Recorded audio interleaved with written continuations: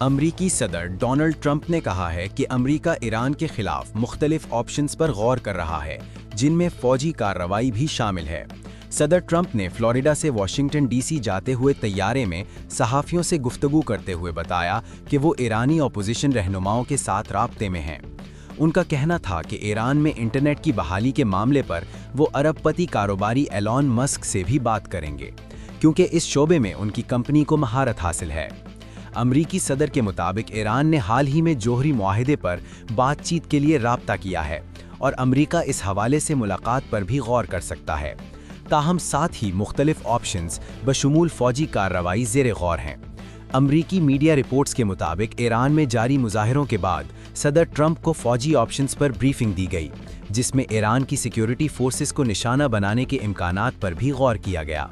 Reports میں یہ بھی کہا گیا ہے کہ ایران کے خلاف سائبر آپریشنز اور نئی پابندیاں لگانے کے آپشنز بھی زیر بحث ہیں۔ دوسری جانب ایک امریکی عہدیدار نے بتایا کہ صدر ٹرمپ ایران سے متعلق حکمت عملی پر غور کے لیے منگل کے روز اپنے سینئر مشیروں سے ملاقات کریں گے۔ واضح رہے کہ ایران نے اتوار کے روز امریکہ کو خبردار کیا تھا کہ کسی بھی امریکی جارحیت کا بھرپور جواب دیا جائے گا۔ ایران میں گزشتہ 14 روز سے احتجاجی مظاہرے جاری ہیں، جبکہ ایرانی انسانی حقوق تنظیم کے مطابق ان مظاہروں میں اب تک 192 افراد ہلاک ہو چکے ہیں۔